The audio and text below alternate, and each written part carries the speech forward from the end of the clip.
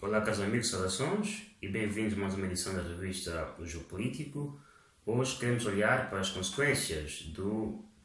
coronavírus, da pandemia de Covid-19 na economia mundial. E, para começar, de forma a priorística, queremos olhar para duas das cidades que representam, de um lado, o centro de inclusão do coronavírus na China e, do outro lado, o epicentro desta pandemia no território italiano. Ora, como se sabe, a economia mundial hoje é bastante globalizada, com centros econômicos, financeiros e comerciais serem os principais canais de comunicação entre uma economia localizada e uma economia internacional ou multinacional. E a cidade de Wuhan, na China, representa exatamente uma dessas cidades chinesas que tem estado a contribuir enormemente para o desenvolvimento da China, mas também para a expansão do modelo chinês ao nível internacional, assim como centro de atração de investimentos de direitos estrangeiros. Só para termos uma ideia, a cidade de Wuhan tem sediada aí uma das empresas automobilísticas europeias, que é a Peugeot. Aí também existem várias empresas ligadas ao setor de tecnologias de informação, incentivadas ou motivadas ou apadrinhadas por uma universidade de ciência e tecnologia que a própria cidade de Wuhan possui. A cidade de Wuhan, em 2017, graças a este seu gênio inovador, foi considerada como a cidade criativa de 2017 pela Unesco, enquanto que em 2018 produziu um PIB estimado em 23 mil milhões de dólares. Em termos de riqueza produzida, Wuhan em 2018 foi a quinta das 61 cidades municipais da China. Ou seja, trata-se de uma das maiores cidades em termos de economia real chinesa, que viu em 2019, no mês de dezembro, o início de um vírus que depois passou a ser considerado como pandemia mundial, agora em março, pela OMS. Já Milão é o centro financeiro da Itália, conta com uma bolsa de valores, a das mais fortes da praça de bolsa de valores europeias, tem um PIB anual de cerca de 200 bilhões de euros, sendo por isso a quarta cidade europeia em termos de produção de riqueza, atrás de cidades como Londres, mas diga-se Londres antes de Brexit, porque com Brexit estima-se que alguns investidores europeus possam sair de Londres para irem buscar outros mercados, atrás de Paris e também atrás da região de Westfália, na Alemanha. A região de Milão, ou se quiserem, a Lombardia, que é a região cuja capital é Milão, em conjunto com outras duas regiões do norte da Itália, nomeadamente a região de Vêneto e a região de Emília-Romanha,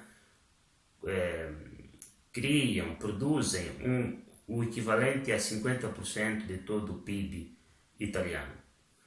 Ora, estas duas regiões são símbolos desta economia global, desta economia globalizada, símbolo de mercados financeiros internacionais, símbolos de centros de atração financeira internacional e, naturalmente, a inclusão do vírus em Wuhan e a expansão deste vírus com casos elevadíssimos de pessoas infectadas por vírus de coronavírus na região de Lombardia ou cidades como Milão ou Bérgamo, não poderiam deixar de ter impactos negativos na economia não só local, mas também na economia global. Só para citarmos o exemplo, a Confindustria, que é uma espécie de associação dos industriais da Itália, estima que o impacto do coronavírus nas regiões de Lombardia e de Vêneto é estimada em cerca de 71%. E a OCDE prevê um crescimento quase nulo da economia italiana durante o ano em curso, como consequência exatamente do coronavírus. A China, e segundo naturalmente a OECD, prevê que passe a crescer 4,9% contra os 5,7% previstos inicialmente pela OECD, mas também pelo FMI e mesmo pelas autoridades chinesas. Ora, por se tratar de uma economia, aquela economia europeia muito ligada a bolsas de valores, ou se quiserem, a uma financiarização da economia europeia, mas também aquela mundial, um problema bastante debatido, por exemplo, por Noam Chomsky.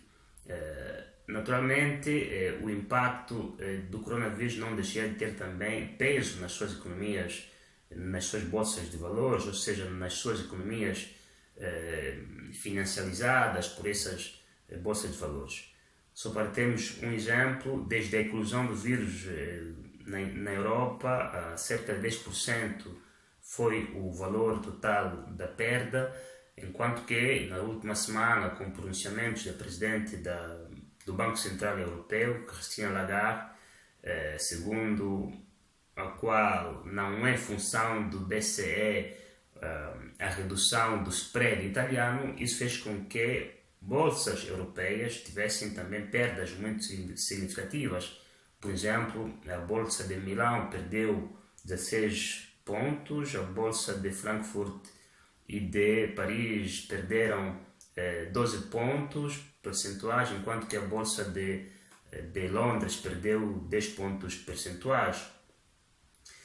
Em termos de impacto desta economia, em termos de impacto do vírus na economia dos Estados Unidos, vamos recorrer, por exemplo, a um articulista da New York Times, Austin Glosben, que diz que, inclusive, a economia dos Estados Unidos vai ter maior impacto como consequência do coronavírus, porque, por se tratar de uma economia que consome maior indústria de serviços, com rendimentos elevados do que a chinesa, terá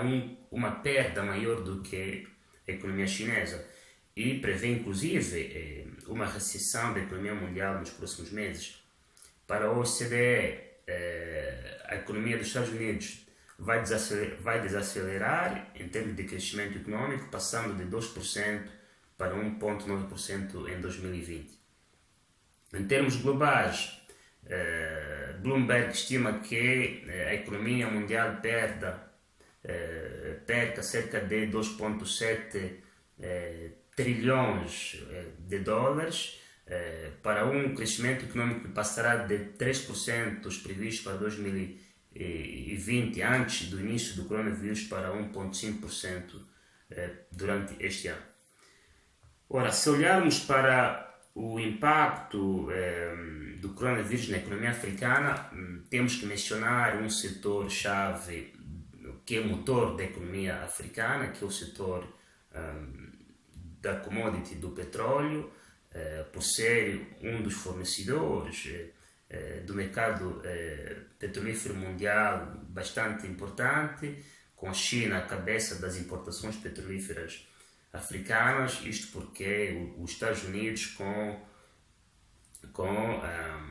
o aumento de uma certa autonomia em matéria de energia, com a produção do petróleo de xisto, faz com que a demanda do petróleo ao mercado africano tenha baixado significativamente.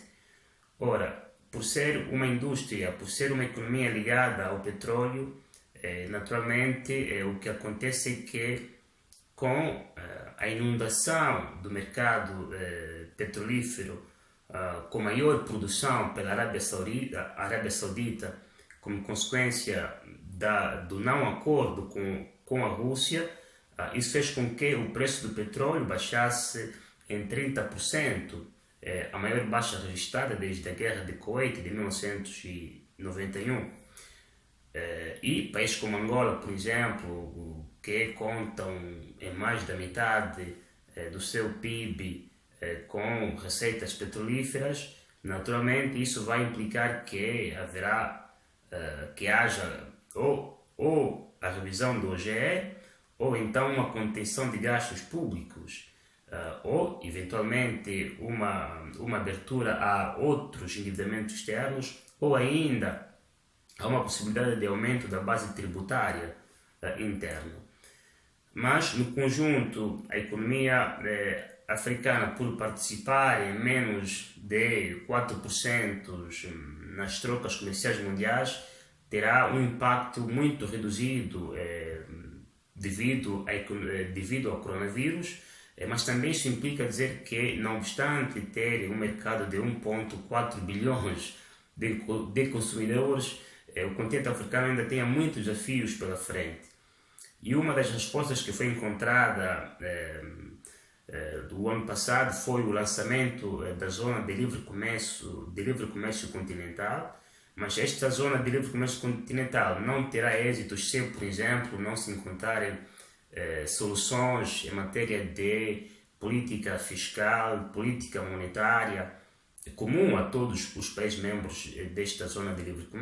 comércio. Mas também, por exemplo, denota-se que a falta da moeda comum será um dos maiores constrangimentos, e o problema do ECO na região da CEDEAO, entre os países que falam língua oficial francesa e os países que falam língua oficial inglesa,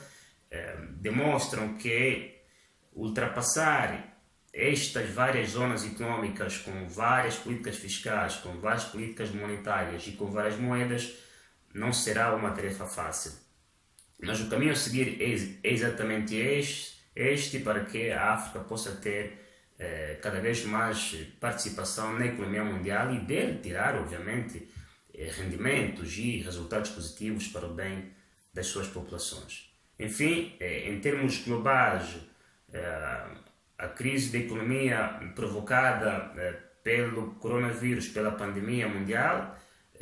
está aí, as fábricas estão fechadas, o preço do petróleo no mercado internacional está a baixar, a atividade industrial na China baixou em cerca de 15%, o que é muito significativo se virmos que a China é quase um dos maiores exportadores de matérias-primas acabadas. E temos também que considerar que no mercado europeu começa a haver preocupação da parte dos países da zona euro em injetarem capitais com vista a estimularem as suas economias, mas também por formas a permitir que a zona euro continue a ser esta zona que tem um grande contributo na economia mundial.